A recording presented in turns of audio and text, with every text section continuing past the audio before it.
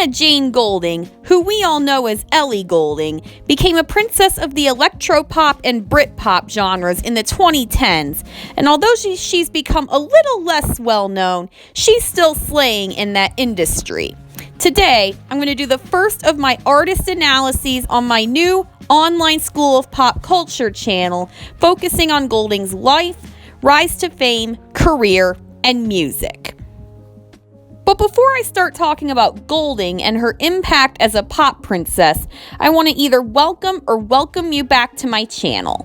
If you've seen my videos before and are maybe even a loyal subscriber, I can't even begin to tell you how much your viewership means to me. If that's not you, welcome aboard. I hope that this video will get you interested in the many insightful installments in my video essay collection here at the Online School of Pop Culture.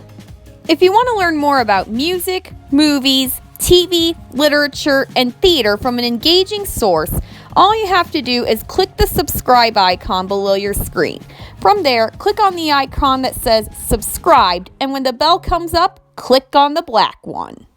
So where does Ellie Goulding come from, and how did she make her place in the music industry?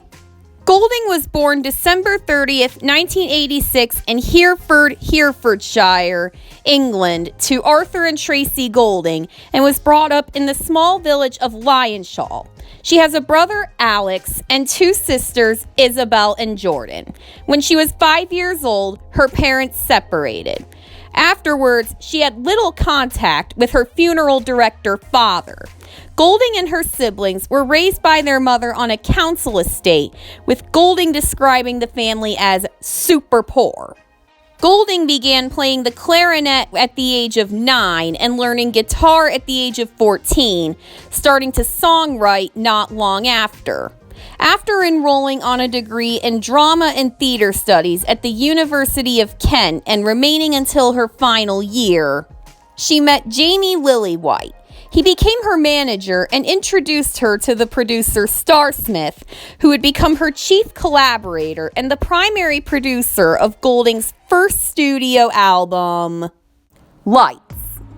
For Lights, Goulding and Polydor Records collaborated with several producers on the album, including Starsmith, Fraser T. Smith, Frank Music, Richard Biff Stannard, Ash Hose, Liam Ho, Fred Falk, and Mumford & Sons' Ben Lovett. But of all these people, Starsmith is the most responsible for Lights' success, as his bedroom was where most of the album was recorded. A re-release of this album 9 months after the original version's release included 2 new singles, one of which became wildly popular. Goulding explained that the album consists of songs that all started on a guitar over a period of about 2 years. A number of the songs vent romantic victories and failures. Under the Sheets isn't just the lead single of Lights, but Goulding's debut single. As Goulding puts it herself, the song is about a girl and a guy who are in a relationship, but it's a very dark relationship in that it's only based on being physical. It's not like a sexual song. It's more like it shows that some relationships are based on nothing that is real. They are not based on something good.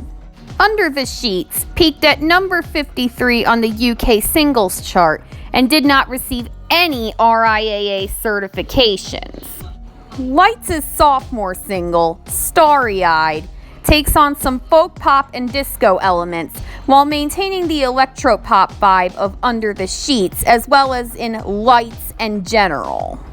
As Goulding explained to Digital Spy, the song is about letting go. As opposed to all the sad and depressing things I write about, I decided to write something about the joining together of people in some kind of euphoric state, be it at a festival, at a show, or in a club. Starry-Eyed did much better than its preceding single, peaking at number 4 on the UK singles chart, being certified platinum by the BPI and gold by the RIAA. Lights' third single, Guns and Horses, is about a romance that began online, and the girl is frustrated because, for some reason, the guy can't seem to develop the same kind of strong feeling for her that she has for him. In a review of Lights, Mark Beaumont of NME wrote that the song skitters along on bleeps and fizzes, xylophone tinkles, and acoustic strumblings. A very accurate description of the sound produced by the instruments. Goulding's fourth single, and the first from the reissue of Bright Lights, is a cover of Elton John's Your Song. Goulding's version of the song is unique because, as Nick Levine of Digital Spy puts it, producer Ben Lovett shrouds Goulding's beautifully fluttery vocals in little but piano and strings, just adding a few harmonies towards the finish, allowing her to draw out the tenderness in Bernie Taupin's lyrics and the utter loveliness of one of Elton John's very best melodies. The result is a quiet, modest triumph, but a triumph nonetheless. This was Goulding's most successful single yet, reaching number 2 on the UK singles chart and being certified double platinum by the BPI. But even that is nothing compared to what came next. Goulding's first and most notable single thus far, Lights, was inspired by Goulding's childhood fear of the dark. Lights is written in the key of G sharp minor with a moderate pop tempo of 120 beats per minute.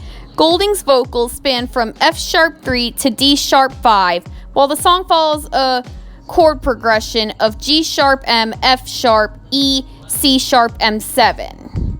In 2022, the song became a popular TikTok trend.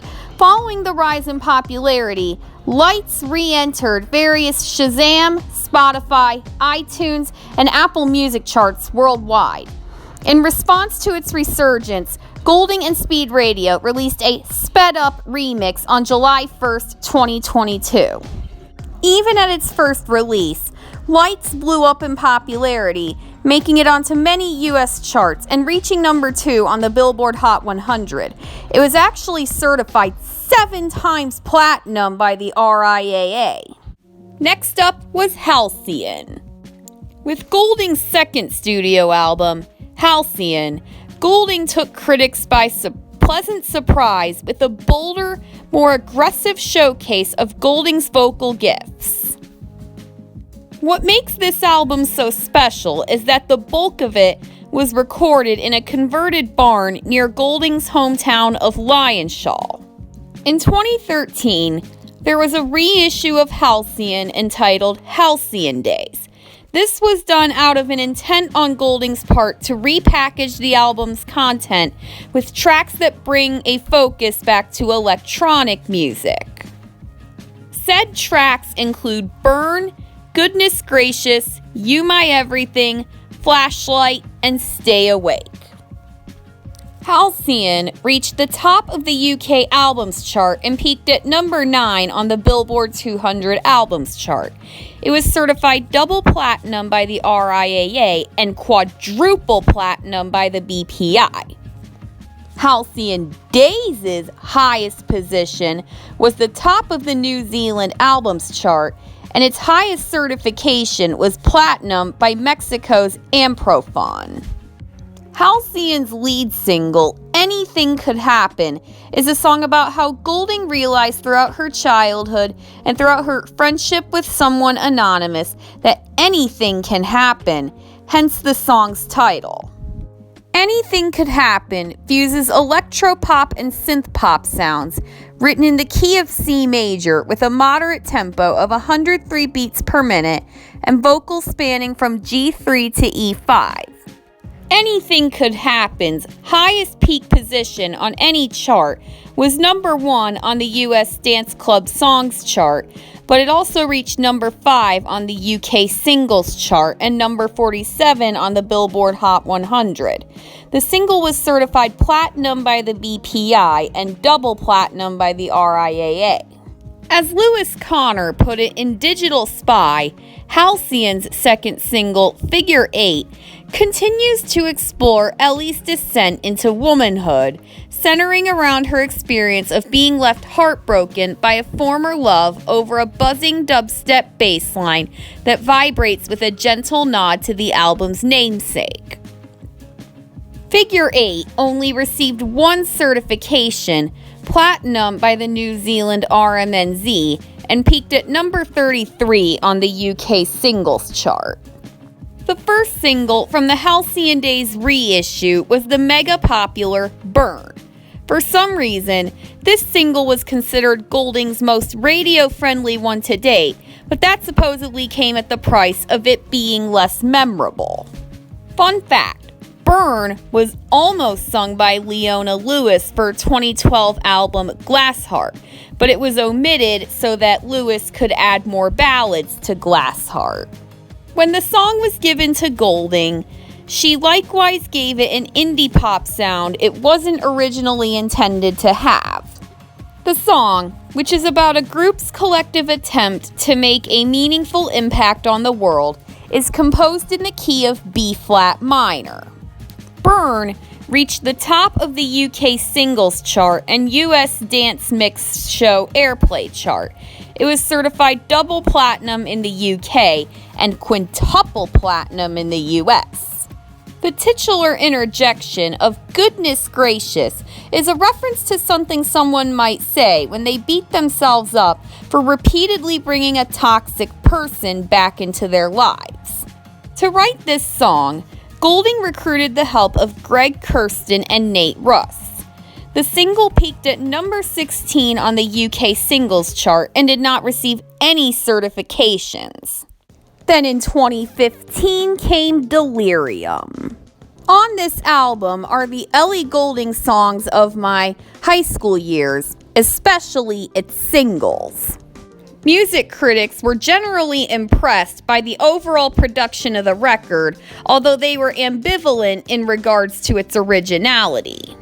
Ironically, one of Goulding's goals for this album was to do an experiment of releasing a more pop-oriented album as opposed to her electronic vibes of past albums. Delirium peaked at number 3 on both the UK Albums Chart and Billboard 200 Albums Chart and was certified platinum in both of those countries. Delirium's lead single, On My Mind, was rumored to be a response to Ed Sheeran's recently released single, Don't, since the lyrics concern a one-night stand with someone the protagonist should not be with, prompting a dichotomy between heart and head, but Goulding firmly denied this. For this song, Goulding fuses electropop and R&B stylings with the perfected recipe of scratchy guitars, trap drums, slap beats, and sharp, syncopated electronica.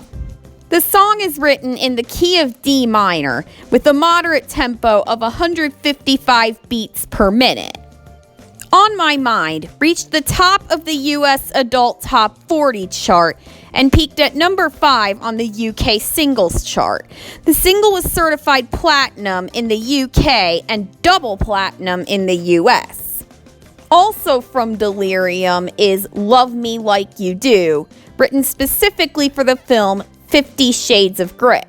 Just like one of the prominent themes from the movie for which it was written, Love Me Like You Do is about the uncontrollable feeling of falling in love and being seduced by someone whose touch leaves her begging for more, even when it hurts. It received critical acclaim from music critics, who praised Goulding's soft vocals and the song itself for being so sultry and grandiose. The song earned Goulding her first Grammy Award nomination for Best Pop Solo Performance. The song stays true to Goulding's traditional style of music, with a medium electropop tempo, massive synths, and loud, intense drums. Love Me Like You Do reached the top of the UK singles chart, the US Adult Top 40 chart, the US Dance Mix Show Airplay, and the mainstream Top 40 chart. Delirium's third single, Something in the Way You Move, speeds up a bit to a tempo of 108 beats per minute and uses 4 different chords, A, B, C sharp minor, and E. It is lyrically similar to Love Me Like You Do, sung from the perspective of a speaker who is sexually attracted to someone with whom she has a gut feeling things will not work out. This single enjoyed less success than others from Delirium, peaking at number 51 on the UK singles chart and number 43 on the Billboard Hot 100. The single was certified gold in the US and in Poland. Then Goulding kicked off the 2020s with Brightest Blue. Brightest Blue was Goulding's pandemic album, scheduled for release through Polydor Records on June 5th, 2020, but postponed to July 17th because of COVID. Brightest Blue became Goulding's third album to reach number 1 in the UK and fourth album to debut inside the top 3 on the chart. The album also peaked in the top 10 in several other countries. To promote the album, Goulding was set to embark on the Brightest Blue tour on April 28, 2021, but this got pushed back to October 5th because of, you guessed it, COVID. Brightest Blue was certified gold in the US, Canada, and Singapore. Brightest Blue's lead single, Worry About Me, was released earlier than it was intended because of a leak. In this song, a speaker tells off an ex-boyfriend who's been kibitzing and judging her under the paternalistic guise of being concerned about her, and she tells him not to worry about me, hence the song's title. For Brightest Blue's second single, Power, Digital Farm Animals' Lucy Taylor and Jack Tarrant were added to the songwriting credits because the song interpolates English singer Dua Lipa's song, Be the One. On May 19th, 2020, Goulding posted a video on social media featuring a cell phone interface with the quote, "Are you running out of power?" The following day, she announced the song's title and release date. Its cover art was also posted that day. The song itself is about a woman who finds that each relationship she involves herself in seems to be dictated by social media and materialism. Love I'm Given was the final single released off of Brightest Blue.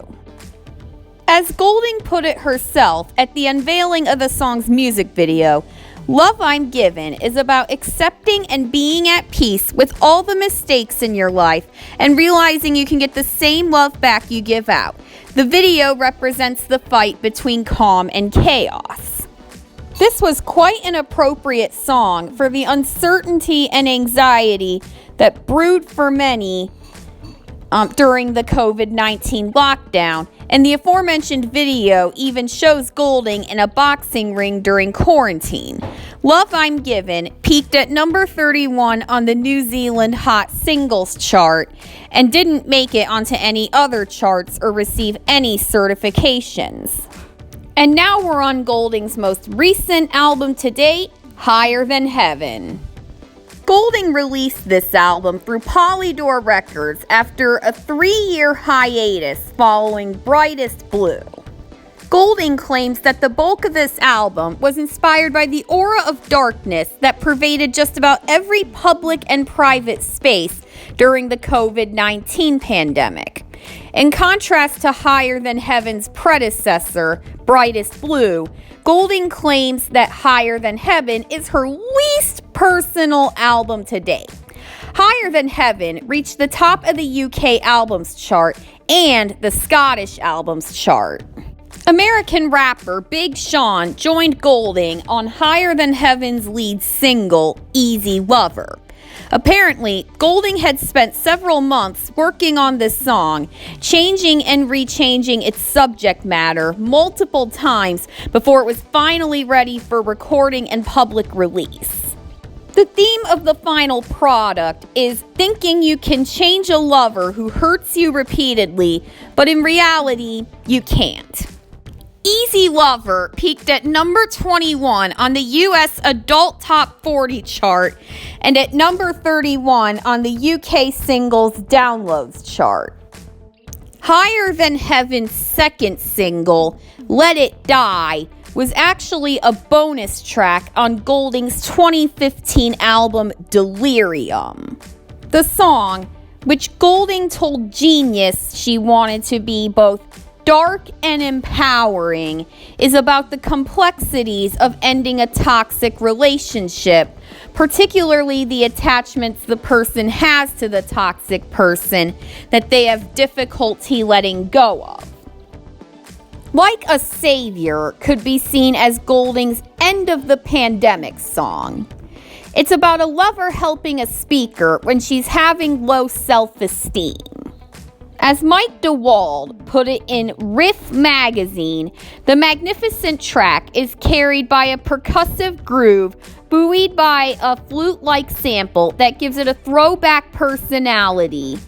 Goulding's singing and dialed-in arrangement make for one of the best songs on the album. Like a Savior peaked at number 11 on the Czech Republic chart, number 35 on the New Zealand Hot Singles chart, and number 44 on the Slovakia radio chart.